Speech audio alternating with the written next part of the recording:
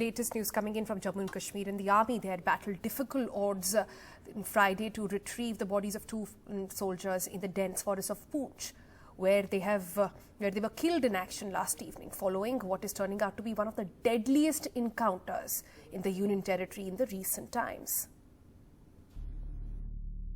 Rifleman Yogambar Singh and Rifleman Vikram Singh Negi, India's latest bravehearts to fall to terrorists' bullets.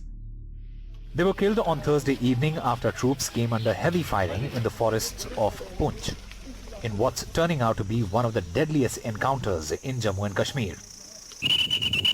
The army here has been engaged in an anti-terrorist operation since Monday, when 5 soldiers were killed.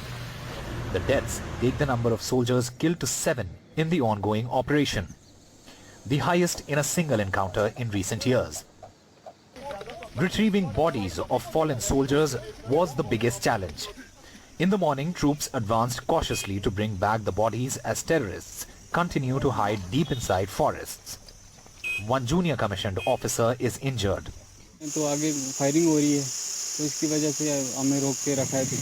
Poonch-Jammu highway has been closed as a safety measure, as the terrorists seem to well entrenched in forests and the operation to track them down is proving to be tough.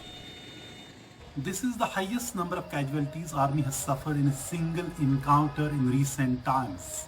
Sources say militants may have set up hideouts deep inside forest area, as Army is engaged in one of the longest encounters and operations against militants without any success. In Srinagar, Nazir Masoodi, 5D TV.